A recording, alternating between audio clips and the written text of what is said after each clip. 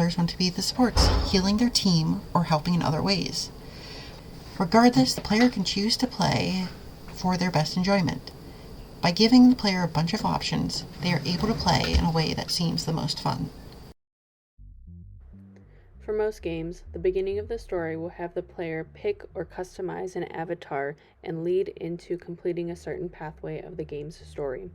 The interactiveness of a game varies widely from other games, but each is extremely interactive nonetheless.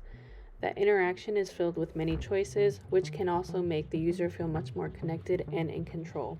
It could also aid in feeling some sort of importance, since the user would be the only reason for the story to continue. In Detroit Become Human, the user faces dilemmas involving human-like androids in a futuristic setting. While playing the game, the user is faced with various choices ranging from walking inside of a building to sparing a life. In this hyper-realistic scene, the user can explore different opportunities that wouldn't normally occur, and these games also have the potential to showcase a preview of what the future could look like. After all, the future is looking towards a more technologically advanced system. The realistic aspect is likely to be highlighted in games more like Detroit Become Human, but video games aren't always meant to be super realistic. For example, in Super Mario Bros., the main mission is to work past enemies and obstacles in order to save the princess in an 8-bit game. In this specific video game, the user is the only way for the princess to be saved, so whatever choices the user makes will be directly correlated to saving her. In certain spots of the game, there are shortcuts, which allow the user to advance quicker, grab extra loot, or just explore a new pathway. The sense of importance in games like these can actually be translated into a person's personal life if he or she is lacking in that confidence. While Super Mario Bros. Is just a 2D game, and the ordinary person probably won't save a princess, it still provides that variety of choices made along the journey. Another great game example of providing a sense of importance is the game Papers, Please. In this game, the user is in charge of deciding the fate of foreigners attempting to enter the made-up country of Arstotzka. As the game progresses, the complexity level begins to rise, and the player needs to pay more attention to more mechanics that could indicate red flags. Even though the game is set in a communist state, the user has the ability to save people from potential terrorists, assassins, and many other threats to the general Arstotzkan public. When set in a virtual reality, the actual severity level is extremely low, but it still allows for the user to build on being keen in seeing small but significant red flags.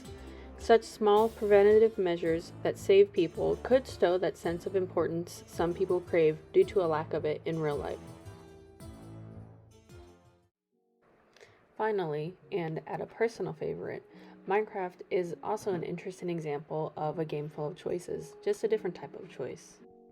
The goals of this game are always going to be the same: defeat the bosses and reach the end, even though the game still continues on after it's technically finished. While the game provides no real choices per se in what the story of it will be, the user can make other choices, like how their farm is built, what color carpet will be in their house, or how many pets someone has. In this aspect, games like these provide choices that appeal to a different group. The target audience is more people that crave creativity and simplicity rather than a hard-hitting plotline. This game lives off of the imagination of the players, since the whole game is a pixel-based sandbox filled with so many combinations of everything. So it's a nice game for people who just want to have a bit of fun. The type of horse a player decides to ride on won't necessarily affect the overall story, but it's added to the game instead to add more variety for the player's creativity and enjoyment. As a brief recap, all games are unique in their interactiveness, realistic aspects, and unrealistic aspects. Some games lean towards creating a sense of importance for the player, while others aim for a more creative approach. In any case though, all of these aspects work together in creating the choices a player has, which in turn results in a player's enjoyment. A big thing about having the choice on what happens in a game is being able to see things from other perspectives. You have games such as the Stanley Parable, where you are presented many choices, but people tend to be curious what would have happened if they chose the other option. Getting to see these different perspectives is a big part of the game, and is the motivation behind wanting to play more of it than just finishing a single ending. Even in other games, such as Dragon Age Inquisition, your perspective can switch as you learn more information. You're given the big choice on how to deal with people called mages. They mostly want to do their own things, but they are susceptible to being possessed and letting demons into the world. Do you choose to defend their rights, or protect the people around them by trapping the mages?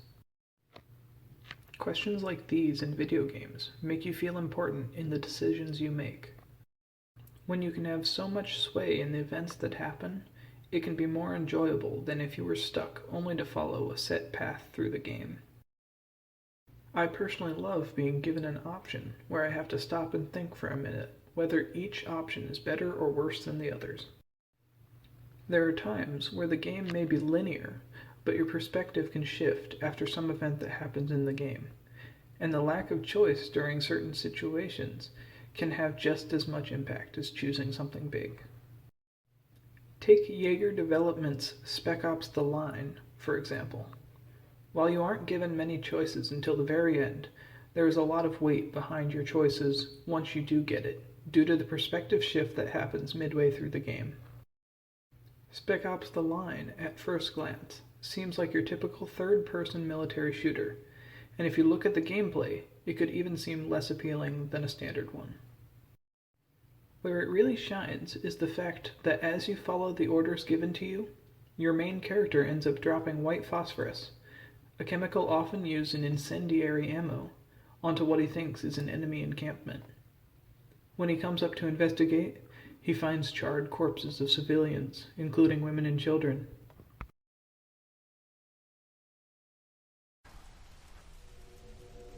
Oh no.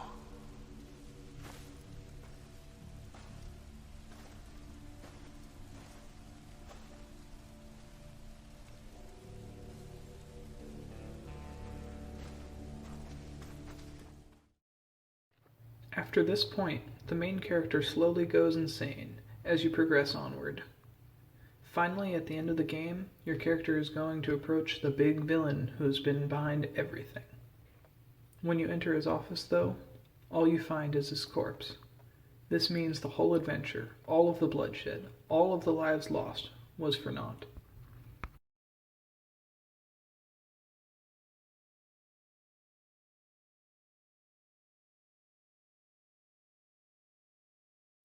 This is where you're given the big decision. You look up from the corpse, and you see him standing there with a gun in his hand. Over to the left of him, you see another you, also with a gun. Your character pulls out his and gets to choose who to shoot. Ultimately, you choose who to blame. Do you keep pinning everything that's happened on a dead guy and continue to believe you're all in the good? Or do you accept the fact that you and your character's choices were in the end just another means of destroying life? This also leads into the different ways you maneuver situations once you do have this other perspective. This is a separate thing from how you solve puzzles in games, though. Games like Baba Is You have you solving puzzles over and over with free rein to try whatever you can to solve them, but this isn't the same as having your choices lead you to maneuver situations differently. In the puzzle game aspect, your choices ultimately don't mean anything to the overlying story of the game. They can still be enjoyable, but this isn't quite what we mean here. Having different ways to maneuver situations has been shown in games such as Cyberpunk 2077, where your approach to most missions can be chosen between stealthing forward by trying not to be caught, or going in guns blazing. Another arguably better way this is shown is in Dishonored, a stealth game where killing is easy, but bad for the world around you. There are plenty of guns, bombs, and swords to dispatch enemies, but the more you kill, the more grim things get. This has a very interesting twist on how people play the game and maneuver situations, as doing the morally good thing is significantly harder in most cases. Are people willing to put in the extra effort to try and do the right thing? And at what point of frustration do you give up and just take the easy way out?